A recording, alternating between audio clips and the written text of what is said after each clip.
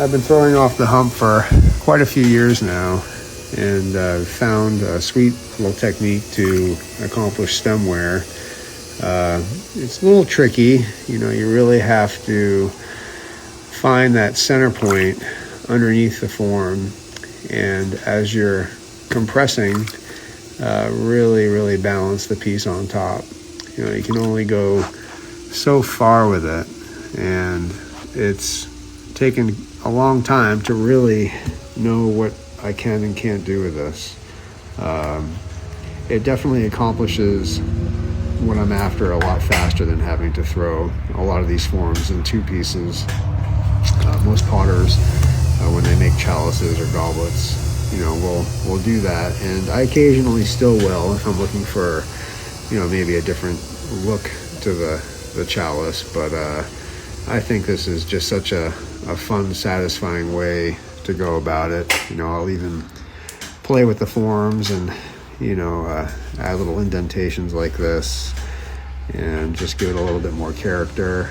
You know, it just really enables me to, you know, play and come up with some pretty neat shapes quickly. You know, one of the tricks to these too is, as you're drawing them, is to definitely, you know, flip them over as soon as you can, and when you trim them, to make sure that you let them dry, you know, really slowly. I have a pretty high success rate with it.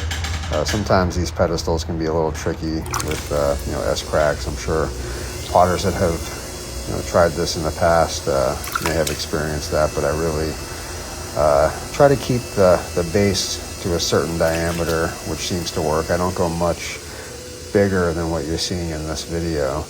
You know, I'll even make these little like candy dish kind of pedestal bowls sometimes, and you know, it's just like I said, it's just a lot of fun to be able to, you know, just play and really have not a whole lot invested here. You know, I come up with new shapes all the time, and I hope you enjoyed, you know, seeing some of the ones that I created just now.